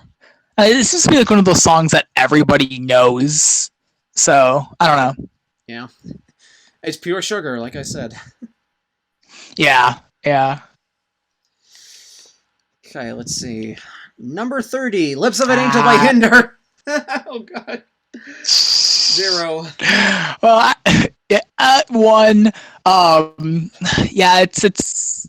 I don't even know if it's bad for interesting reasons, but what I will do is I will plug the Kids Bop version of the song. What? Yes, it's great. It's great. They have like a choir of kids who echo parts of the song, and it's amazing. You kids should not be singing crap like this. Just Yeah. It's I don't think they changed like what the song's about at all. At least I don't remember them doing anything like that. So it's an experience. The next room. Sometimes I will shoot it's an experience that everyone should have. Specifically, the Kids Bop version of this song. That's yeah, exactly. Everyone should experience the Kids Bop version. Except for Rodrigo, because he would probably have a heart attack and die, and we don't want that to happen. Nah.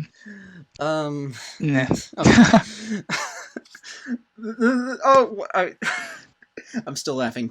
Number 29, "Chasing Cars" by Snow Patrol. 5. 5, yeah. It's I don't know. It's one of those like iconic adult alternative Yeah, exactly. like ballads. It's smooth. It's bassy. It's just a comforting song that you would at least know in passing. At least I would imagine, and it's just nice and all. It's a soothing rock song. It's almost kind of like Goo Goo Dolls, actually. Now that I think about it. Yeah. I mean, the guy from Snow Patrol has a much smoother voice than John Resnick, but yeah, it is very Goo Goo Dolls-esque That in is how terms you of pronounce sound. it, right? That's how you pronounce it, John Resnick? Yeah, the first Z is silent. Okay, good. Because when I recorded my Goo Goo Dolls video, that's how I pronounced it. Okay. So I still have to edit that on top of this. Ooh, I'm excited. Okay, good. Because I really liked those songs. I really did. Yay! Hype. Number 28, "Unfaithful" by Rihanna. I gave this a 2.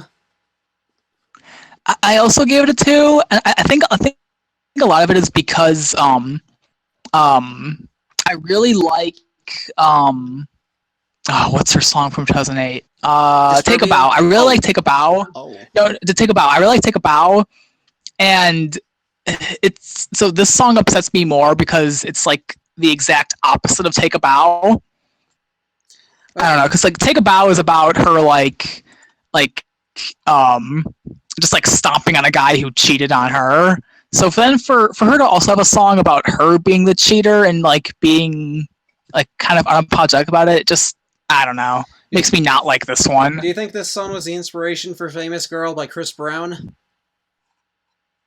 Oh, I have no idea. Maybe. Yeah, I don't know either. Let's see what I was going to say about it. Oh yeah, a lot of people seem to feel vitriolic about this song for the lyrics, and they probably should be, but I just don't really care. I just kind of find this song boring. So yeah.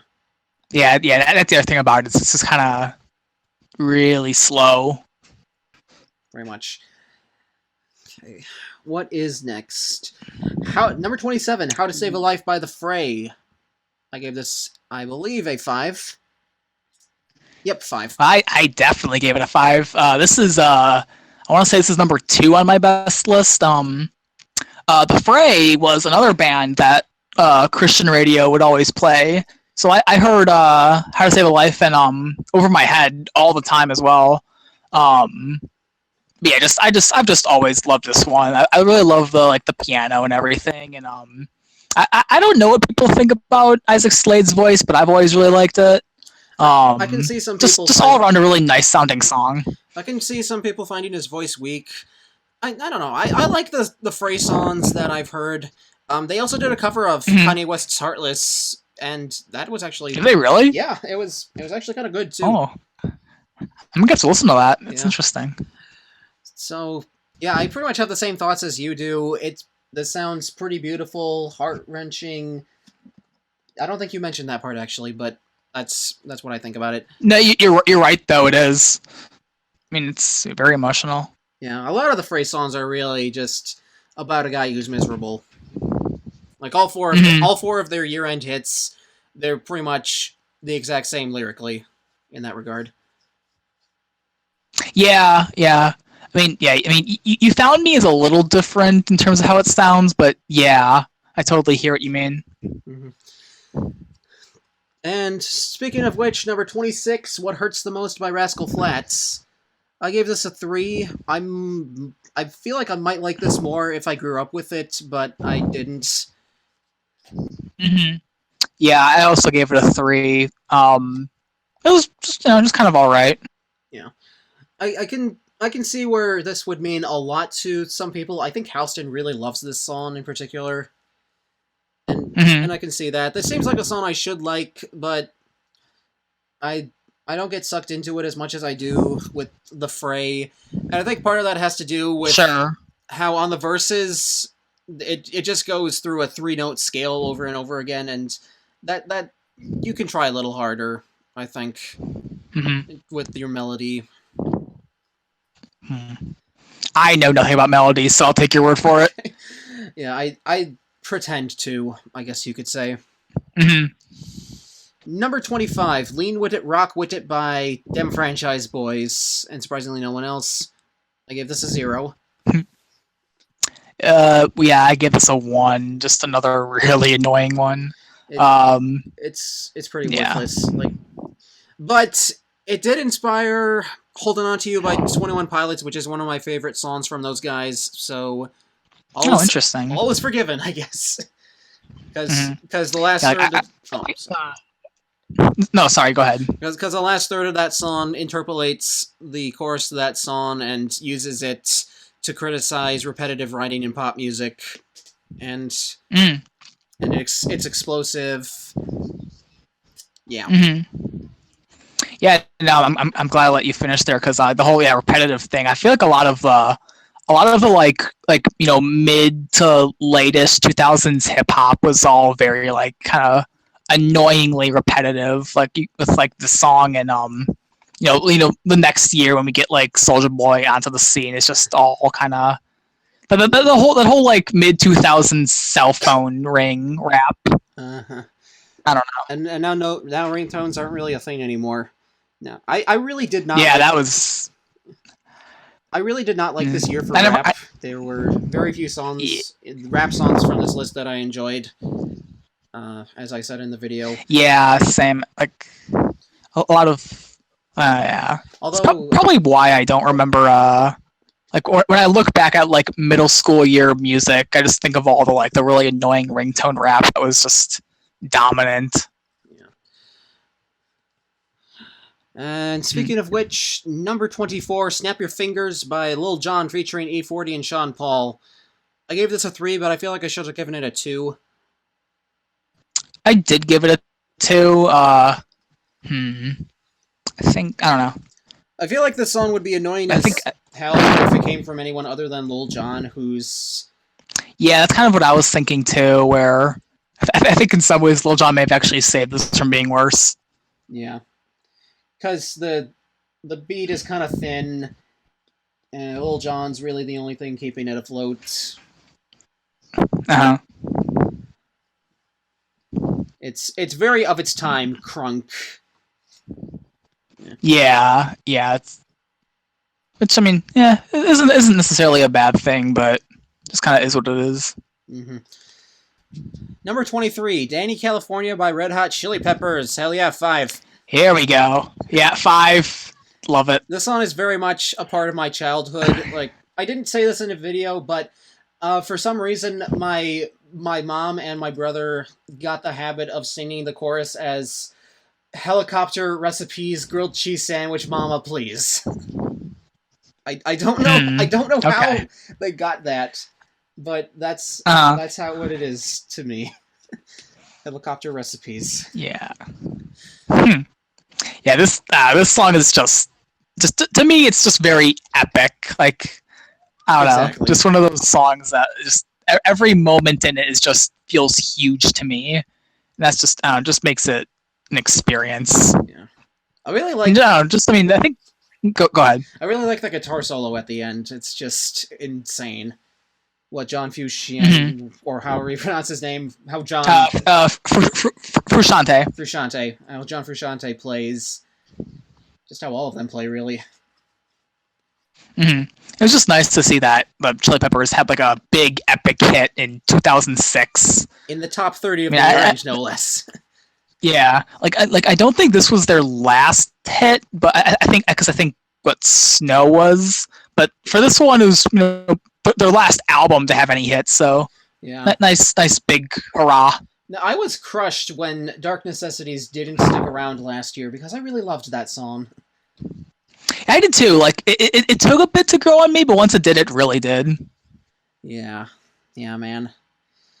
Number 22, London Bridge by Fergie. I gave this a 0. 0. Yeah. This might be the worst song on the list. I certainly wanted it to be on the list of my own list, but Rodrigo likes it, so we disqualified it.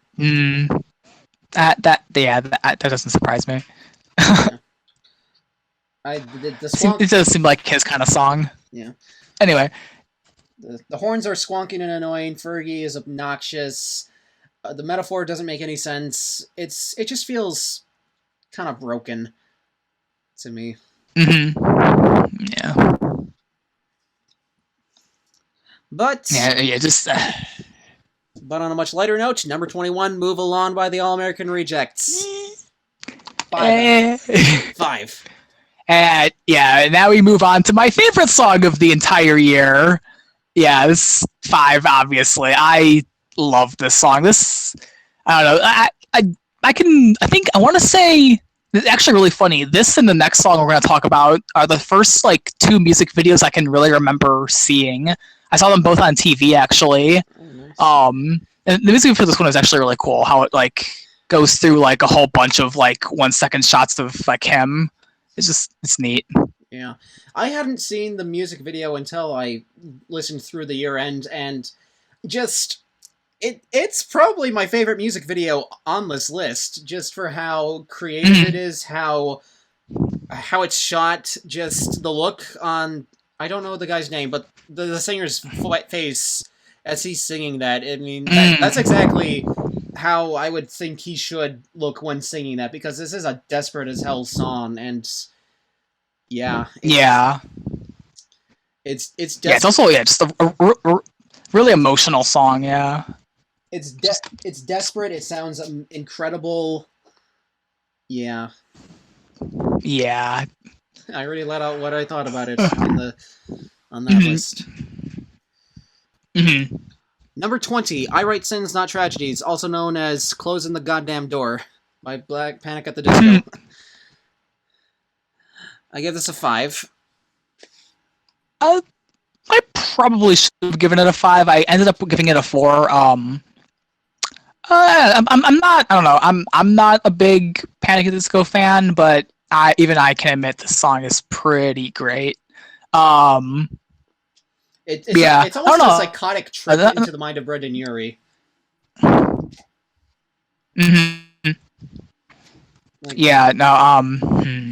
It's all very Alice in Wonderland-ish. I think of what I can really. I'm sure. Oh yeah. No, I think you're right. I mean, but like I said, this was the other song I can really remember seeing the music video of. It's actually the way I was introduced to the song as well. I just remember the music video like had a really big like impression on me as a kid. And then I don't know. Then after that, I never really remembered this band after that. Now I know more of their stuff. Yeah. They're not really a band anymore. It's just Brendan Urie. Right. Yeah. Kind of like how... I wonder what the other guys ended up doing. Yeah. Kind of like how Nine Inch Nails is actually just Trent Reznor. Well, it's always been just him. Yeah, it's always he literally only ever he only ever gets other band members for performances. In the studio, it's always just been him. Yeah. I wish I liked more of his stuff because I really admire that guy's hustle. And which one, Trent or Brendan? I guess both, but I was referring more to Trent in that case. Oh, okay. Yeah, no, I get that. I think Trent has done a few music soundtracks, which is interesting. Yeah, he did Lost Highway, I know. I think he did Social Network. Yeah, he's done a few with David Fincher, because I think he did the one for Gone Girl as well. But yeah, just really great music person. Composer. I would use the word composer. Mm-hmm. Anyway. Well, I mean, just all around and composing and singing and just, I don't know. I like all the stuff he does. Yeah. Anyway, number 19, SOS by Rihanna. I gave this a 5. It was on my list. I had only given it a 3, but it's pretty good. The sample is cool. I don't know. I mean, this was probably one of Rihanna's first like really cool songs. Yeah, you know what? Fuck it. Up to a 4. Okay. Yeah. It was also her first number 1. Right. It was. Yeah. I feel like I shouldn't like this as much as I do because I do have problems with it, mostly in the production, but I think it sounds awesome. That's mostly my reasoning for really liking it. Yeah. A lot of songs I love just sound awesome to me, and that's the only reason I really need. Yeah, sometimes. Number 18, It's Going Down by Young Jock featuring Nitty. Well, that's misleading because he's just the producer of the song. Anyway, I gave this a 2. Yeah, I have no idea what the song is anymore. Like this was Young Jock's biggest hit, and it's barely memorable. Yeah, I feel like if it was in the top 20, I should remember this, but I really don't. This is weird. Yeah, like there's no gimmick or there's no interesting lyrics except for there's a Nitty beat. Yeah. Like he's not even a thing anymore. At least I don't think he is. Has Nitty done any other things that I would know? I have no idea. Yeah. And he's a Right. he has a featuring credit. Like most if you're a producer, you're either not credited at all or you're the main artist. Yeah. Not usually. Yeah, you have to earn getting credits, like people like Timbaland and Calvin Harris, David Guetta, Zed, they earned the right to be credited when they're featured, but not a nobody. Not this. Yeah, watch. I'm gonna go through a bunch of the mid 2000s year ends, and he's gonna be everywhere. That's just how it's gonna work out. Mm-hmm. Number 17, So Sick by Neo. I give this a 4.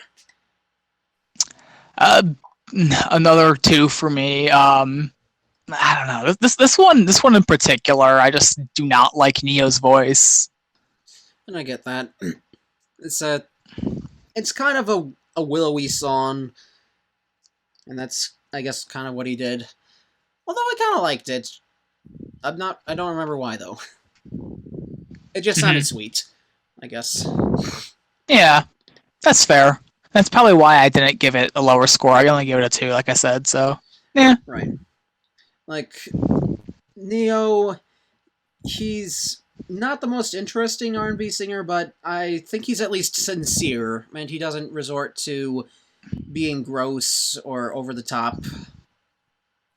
So, ironically, the only thing I really like him on was when he was on Give Me Everything. That's the only time I ever liked him. I see.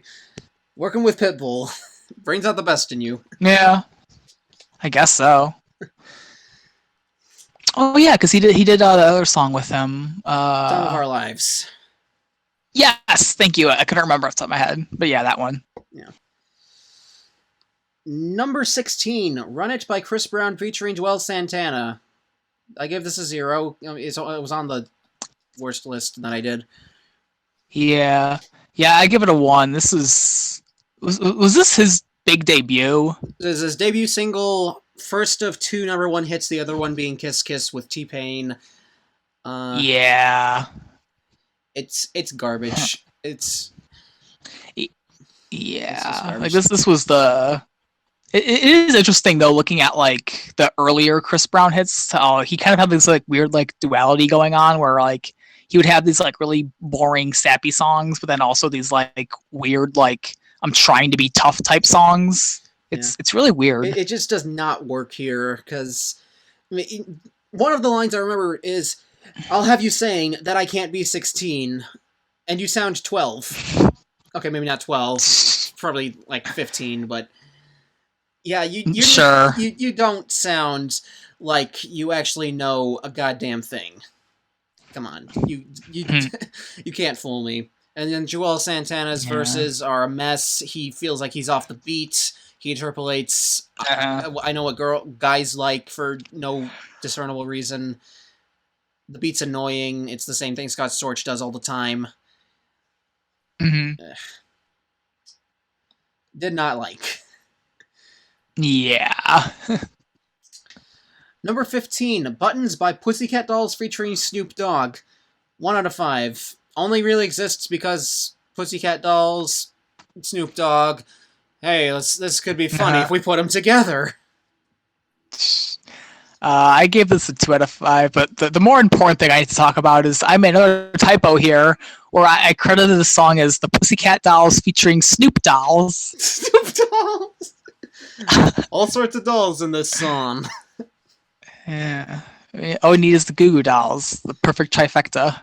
Yeah, except Goo Goo Dolls are too good for this. Yeah. Well, now I want to hear what that would sound like. That'd be interesting. I don't think Pussycat Dolls are even a thing anymore. I doubt it. Yeah. They can't compete with the current girl groups, I guess. Fifth Harmony, Lil Mix. I actually haven't heard that much Lil Mix, so I don't really have a stake in their fight. I've heard literally one song of theirs, so same. Is that Shout Out to My Ex? No, it's they're the ones who did Black Magic, right? That's what I heard. Yeah, that's the other. To my knowledge, that's the only other song they've gotten on the Hot 100. So yeah, I know that Tech really hates. I know that Tech really hates them, and Spectrum Pulse really likes them. So yeah. Ben really likes Lil Mix. Okay. Oh yeah, I think I remember that now because he's had some tweets on them. Yeah. Number 14, Me and You by Cassie. I gave this a 2. I don't really care about it. Rodrigo actually really liked this song. Kind of compared it favorably to DJ Mustard. Oh, really? Yeah. I also gave it a 2. Not much to say about it. Yeah. It kind of feels like a bait and switch because at the beginning of the song, it kind of feels like it's going to be some sort of ballad about, and then the DJ Mustard-esque, because it's not him, obviously. Production kicks in, and then it turns into another R&B song. Yeah, like if I were to just like look at the title without ever hearing the song, it would look like a ballad song. Because it's almost like You and Me by Lifehouse. Yeah. Okay, not in the sound, but in the title. Yeah, it wishes it could be that good. Number 13, Over My Head Cable Car by The Fray. This is a 5. 5. This is the one I prefer over How to Save a Life, and the one that I inspired the Closer melody. That's at least the drop. Because I think people are a little over exaggerating how similar they sound, but I guess I hear it. I mean, they added. I don't know. They added the writers of Over My Head to the songwriting credits of Closer after some allegations. I I thought that was a little weird. I didn't think it was similar enough to warrant a credit, but whatever. I don't think so either. They don't really share any concepts or lyrics. Mm-hmm. It's like Andrew Taggart's like, okay, I don't want to really. We're getting accused for stealing from Fetty Wap, and we're getting accused of stealing from the Fray. Let's give into the Fray because I don't know. Wait, hold up, Fetty Wap, what? Yeah, some people. When was that? Some people thought that the chorus was too similar to 679 by Fetty Wap. Oh, I mean, I guess I can almost hear it, but what? Yeah. I don't know. But yeah, I definitely think that some of these like adding names to the credits are just more precautionary moves, or it might, but I don't think it was ever a case of them like actually sampling something. It's like it's like using a more current example. Crying in the Club credits the writers of Genie in a Bottle as sampling, right? But I definitely think that was just like a coincidence in sound where they're like, I guess we should add a credit. I'm more reminded of Cheap Thrills and Shape of You when I hear that song, personally. Well, Cheap Thrills makes sense because Sia was a writer. Yeah. But yeah. And that song. Yeah, I definitely hear the comparisons. That song is growing on me, though. I don't like Camila Cabello, but that song is growing on me. Just a heads up. Like that's gonna make you happy. Yay! Yeah, no, it does. Yeah. And that went places. Okay. We were talking about the Fray. Yeah, but Over My Head is great. It's I don't know. I just like it. It's a nice song, nice sentiment. I think I heard the song play in She's Out of Your League, which makes sense. Yeah. Seems like the kind of music they would play for that kind of movie. Yeah, just a great song. Number 12, Grills by Nelly, Paul Wall, and Alien Gipp, and also one other person on the chorus who's not credited, and I don't know her name. Huh. 1 out of 5. It's 1. It's another just really annoying one. When I listened through the list, I was heavily debating whether I should put this as a 0 or a 1, because I hated it so much. And I think what ultimately made me decide to put a 1 at it is that I actually kind of like Paul Wall's contributions to the song. I don't know why. I guess his verse is kind of clever, but I don't like how tense it sounds. I freaking hate whoever sings the chorus. Not even singing, but the girl. She's so she's just so obnoxious. Also, the jewelry store and tell 'em make me a grill line is just stupid. If you're gonna steal from someone, you should bolt out of there, not linger along to get dental surgery. I because you mentioned this, I have to share this worthless story. But I remember there was this I want to say it was like a science class or something I was in, where we had this story problem where it was about this robber who broke into a house, realized that the people living there were on vacation, so he hung around the house for the whole night and showered and shaved there or something, just leaving behind a whole bunch of evidence. It's how dumb can you be? I mean, anyway, fiction. That was a tangent. Yeah. Anyway. Yeah, this is going places. Number 11, Be Without You by Mary J. Blige, who was also on the Touch It remix that we were talking about before. I think I gave this a 3. It's R&B. It's a ballad. It's okay. Yeah, R&B ballad. I gave it a 2 because I'm meh on this kind of stuff. I don't know. I hear that Mary J. Blige is really good and respected, but I don't know. It's all just kind of meh to me what she makes. Yeah, I don't really get a feel for what she's like in this song. Give this to Beyonce. What changes? Yeah. Or even Mariah Carey, maybe. Mm-hmm. Yeah, yeah. Maybe like Mariah could have done more with it. Yeah. Number 10, Check on It by Beyonce featuring Slim Thug. And also Bun B, but Wikipedia doesn't credit that for some reason. I gave this a 1. 0. Zero. One of my few zeros. I hate this song. It's the most annoying thing ever. It's pretty bad. It's kind of subtly bad, actually, because like the first time I heard it, I thought it's not that bad, but it's not really that good either. But then just the melodies just started to grate on me. Not even the way that Beyonce sings them, but just the melodies in general. Mm-hmm. Yeah, like I don't know, like I don't know. This sort of like annoying bubblegummy-ish stuff. I would hate anyway for the most part, but it's somehow even worse when it's Beyonce doing it. I don't know. Yeah. And I'm not really that much of a fan of Beyonce, at least until Lemonade, which is a fantastic album. But I haven't heard it. No. I guess the fact that you have to pay money for it is kind of a... Yeah. Mm-hmm. But just... I mean, this is one of the most obnoxious things I think she's ever made.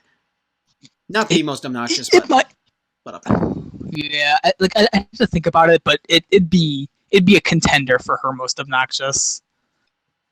And then Slim Thug, I don't really remember what he does on the song. Number 9, Sexy Back by Justin Timberlake featuring Timbaland. I gave this a 1. I give it a 3. I'm a defender of this song. I don't know. There's some people. Although I mostly associate it as in Yu-Gi-Oh! The Abridged series, the character Duke Devlin, anytime he talks, the song plays behind him. And it's like a running gag. That sounds hilarious, actually. It's great. No, there's this one part where it's established that, like, I guess if he's not around women for X amount of time, he like loses his energy. So when he's losing his energy and he's talking, they start playing this like really like distorted version of Sexy Back. It's great. That's just really out there, I think. Like, what does Justin Timberlake have to do with Yu-Gi-Oh? Yeah. Yeah. So I want to say, I want to say Yu-Gi-Oh! Bridge was actually my introduction to this song, which is probably why I like it as much as I do. And that's fair. Just pleasant memories. Number 8. Sorry. No, I was done. Sorry. Okay. Number 8, Ridin' by Chamillionaire featuring Crazy Bone. I gave this a 5, put it on my list. It's iconic. Mm-hmm. Yeah, I don't know why I gave it a 4. I should have given it a 5. Anyway, this is not even close the best rap song of 2006. It's just nonstop fun. Yeah. It's about police racism, except it kind of isn't because they kind of deserve it, but the beats sound so good and both of the rappers' intensity and flows are just so great that they could be saying some controversial stuff and I would still jam to this. I would still listen to this. Although I guess police brutality is kind of controversial, but they're on the side that you would probably agree more with, I guess. Or that the average person would. Yeah. Mm-hmm. Number 7, Crazy by Gnarls Barkley. I gave this a 4.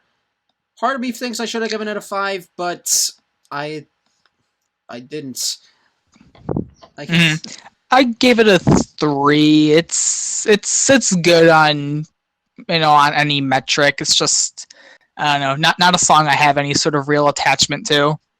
Also, someone pointed out to me that Rolling in the Deep sounds a lot like this song.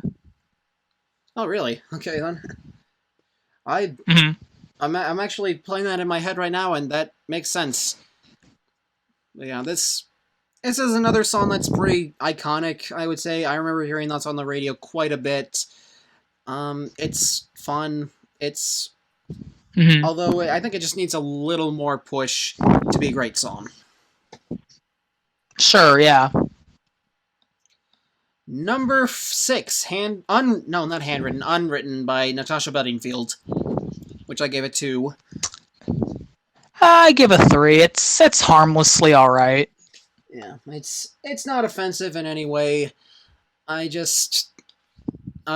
Natasha Bedingfield's voice is kind of thin, and I've been saying the word thin a lot and not really backing it up in this podcast. But it kind of feels like pure sugar, kind of like with the Cuscat every time we touch. And I'm just find it a little underwhelming. Sure, yeah. Number 5, Hips Don't Lie by Shakira featuring Wyclef Jean. I gave this a 4. I gave it a 3. This is kind of like Crazy, where it's good, nothing I could really complain about or anything, just not something I have much of attachment to. Right. I remember back in high school when I took Spanish class, there was some sort of assignment where we would have to try to interview some sort of Spanish-speaking celebrity in Spanish, and somebody did Shakira, and obviously I don't remember what they said because it was in Spanish, but I remember they said Hips Don't Lie a lot, like in English, because that's the English title of the song, and I hadn't really heard it until later. It feels like a song I should like a lot more because it's energetic, it's got its Latin influences, Wyclef Jean is very charming. Sure, yeah. But I don't know, something is missing that's making me love this song, and I don't know what it is. Yeah. For me, it's all right, but I like other Shakira songs more, I guess. Gotcha. Number 4, You're Beautiful by James Blunt. 0. I gave it 2. It's not terrible. I get the sentiment, but yeah, his voice is kind of annoying. I actually really liked this as a kid, or at least liked it a little bit. And my mom, and I said mom like I'm English. My mom and my brother didn't really like it at all. And then years later down, I discovered I didn't really like it either. But at least James Blunt is a good sport about it, I will say. His Twitter feed is a gold mine of salt. Actually, it's more like a salt mine. It is. It's yeah. I should really follow him because I always see people retweet his stuff and it's always gold. Yeah. Number 3, Promiscuous by Nelly Furtado featuring Timbaland. I give this a 5. I'm really glad that we started with 100 because I despise this song. This is a 0 from me. Oh, no. I hate this song. Oh, no. I don't know. Just it's one of those songs that just feels gross to me, and I don't like feeling gross. I don't know. I don't know. I just feel icky after hearing it every single time. Well, I guess I can see that, and yeah, I already expressed the reasons why I really like it in my video, so yeah, there's that. No, yeah, this is kind of like the anti-photograph for me, where I know how much of the minority I'm in, but I've accepted it. Right. Anyway, Temperature by Sean Paul, which is number 2. I gave this a 5. I probably should have actually given it a 4 in hindsight, but I like it. I give it a 3. It's alright, but again, don't have much. I don't know. Sean Paul doesn't really do much for me, but again, it's alright. Yeah, it's kind of a weird gimmick because it's obviously a sex song and is temperature, different weather. The video kind of reflects that. I'm surprised I hadn't heard this song before listening to the year end because it was the second biggest song. Yeah, I hadn't heard it before. But But it's a Sean Paul song. That's all I really have to say about it. Yeah, yeah. Sean Paul's kind of one note. Yeah. But when that one note is used right, like on Cheap Thrills, at least in my opinion, it's pretty nice. Mm-hmm. Yeah, he does alright on that song, so yeah, I guess I agree. Yeah. Like the place where I work plays Cheap Thrills, but they play the original, they don't play the Sean Paul remix, so like if I have the opportunity, I will just quietly sing Sean Paul's parts just so that it feels more complete to me. Oh, that's funny. It's kind of like it's funny you mentioned that with remixes and stuff because you know how "Numb" by Linkin Park has that other version with Jay-Z, the "Numb" encore. I have, although I haven't heard that one. Well, I've heard it enough times to the point where anytime in the "Numb" encore version, they in addition to Jay-Z, they also add in this one line, "What the hell are you waiting for?" Right? And now whenever I hear the original version of "Numb," it always sounds incomplete without that line to me. It's weird. I would bet. I would definitely bet. And now, but anyway, the very end, number 1, "Bad Day" by Daniel Powter. And I gave it a 2. I give it a 5. I kind of love this song. Not entirely sure why. It's just I don't know. It sounds nice. I could imagine people wouldn't like Daniel Powter's voice, but it's okay to me. Yeah, I don't know. Just sounds good to me. And I get that. I get that. To me, this is kind of the better version of "You're Beautiful." Daniel Powter's a little better singer. The production is better filled in. I can get with the lyrics more because it's about cheering yourself up after a bad day. Yeah, I just kind of find it boring. I find the chorus a little overblown, but that's just me.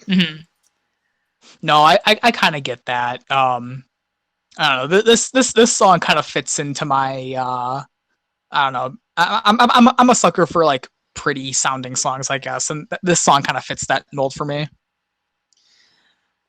Gotcha. And that's it. 2 hours, 100 songs. Some of them better explained than others. Yeah, for sure. I guess out of curiosity, do you have like a final like number score for this year? Yeah, it was on the post I made. 268 out of 500.